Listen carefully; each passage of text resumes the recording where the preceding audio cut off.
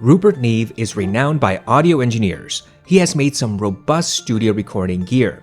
He's had a hand in many companies, including Focusrite. He has partnered with SE Electronics to design microphones. Rupert is known for his mixers, equalizers, and mic preamps. Several years ago, he and his company Rupert Neve Designs created their first and only headphone amplifier. They call it the Rupert Neve Designs Headphone Amplifier. Well, these guys don't have an imagination for naming things, but at least they don't go crazy like Sony.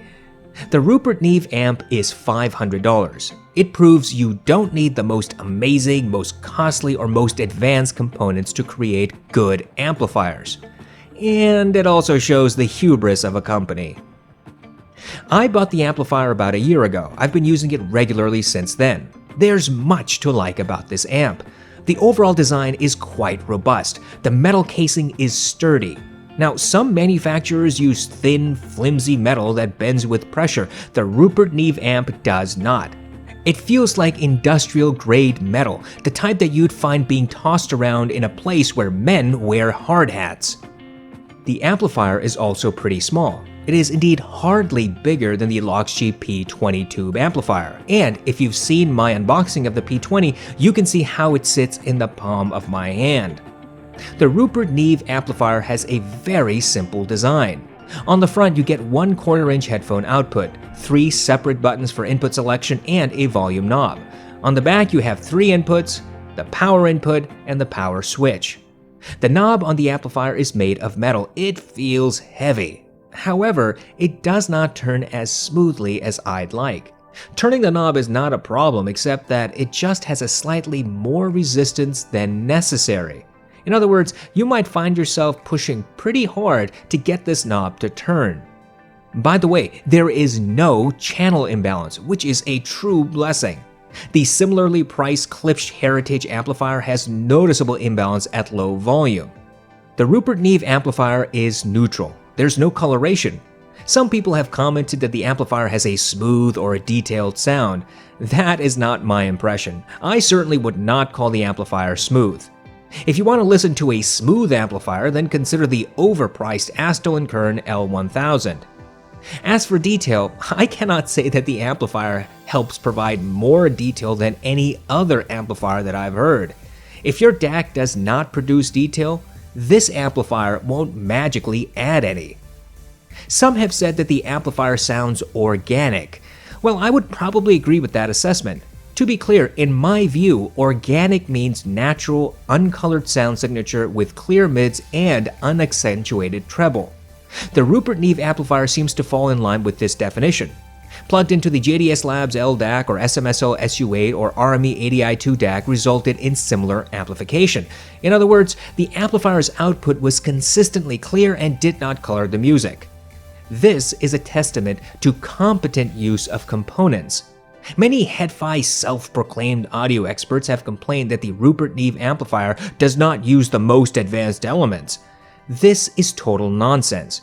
We have seen over and over again that a real expert who knows his components can create excellent amplifiers or DACs without resorting to the newest electronic gimmickry. Rupert Neve's amplifier does just that. For example, it has a 0.08 ohm output impedance. And, by the way, combine this with the perfect channel balance and it means that you can use any headphone or IEM with the amplifier. And Rupert Neve Designs did not need to rely upon exotic components to achieve this. I applaud Rupert Neve for creating such a clean and small amplifier. But I do have some gripes. First, the amplifier's power button is on the back next to the power input. When shit does this, people regularly complain, and for good reason.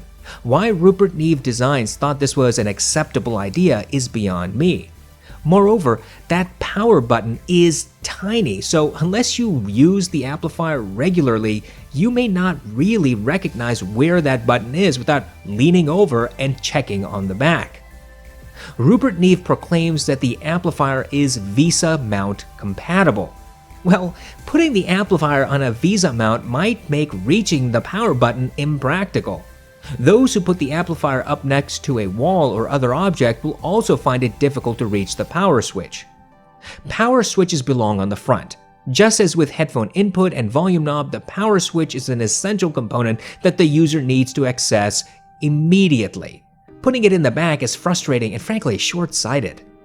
Second, there's the input selection. Rupert Neve includes 3 input options: XLR or TRS, 3.5mm, and RCA. Switching between these inputs, it's done by the push of one of 3 buttons on the front. It's easy and fast. But every time you switch, there is an audible clicking sound. Moreover, the amplifier defaults to input A every time you turn it on. Input A is the XLR. Anyone who uses RCA or 3.5mm will be required to switch inputs every single time they turn on the amplifier. Furthermore, if Rupert Neve went through the trouble of adding XLR, they should have done a bit more and added an XLR headphone output. Frankly, I don't care, but others will and do complain. I can understand their perspective, though I don't necessarily agree with it. At $500, it just seems petty not to provide the user with an XLR headphone output. Third, there's the issue of power. The amplifier has one of the lowest power output of any amplifier at this price category. For example, at 16 ohms, the amplifier provides 230 milliwatts. At 150 ohms, it provides 175 milliwatts. This is plenty of power for low impedance headphones, and frankly, anything up to 300 ohms should be easy to drive. But the Modhouse Argons and Bear Dynamic T1 need lots of power. The Rupert Neve amplifier can technically drive these headphones, but not with much headroom left at all. Again, for $500, I think we deserve better. Finally, there is the biggest problem, the one that might be the deal breaker, and the one problem that almost made me sell the amplifier.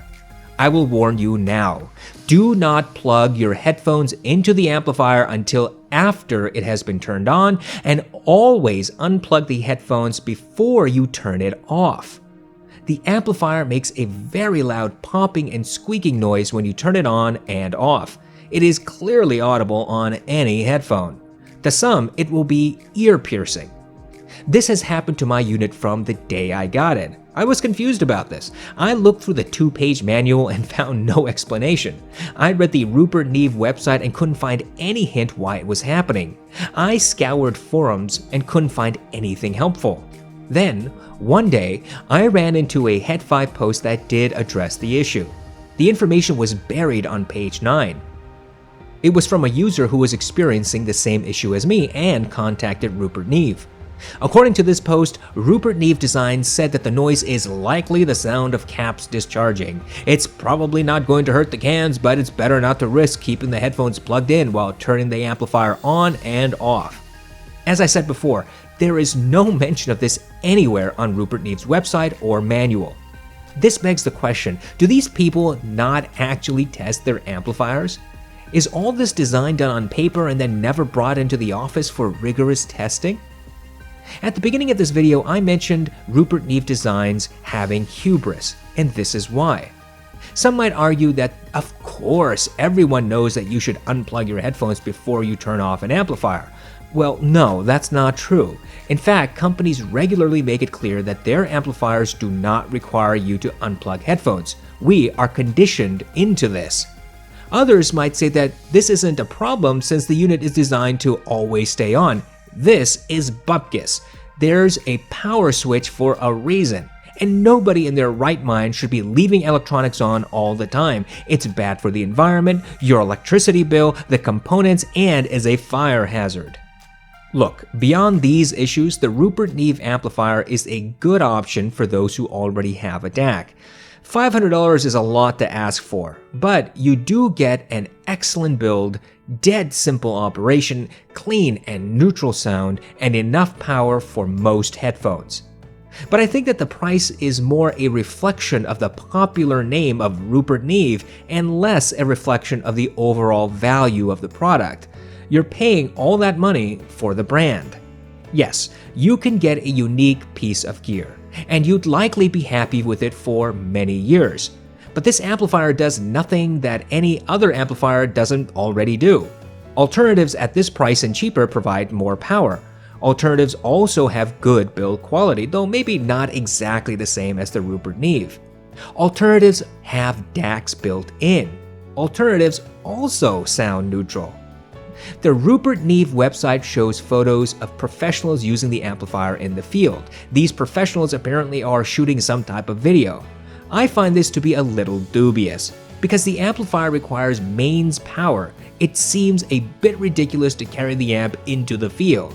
And I also doubt that filmmakers are actually using their Audeze XCs while they're shooting out in the open in the field. It is clear that Rupert Neve is aiming this product at a select niche group. Maybe you're part of that group, or maybe you simply want to try the amplifier.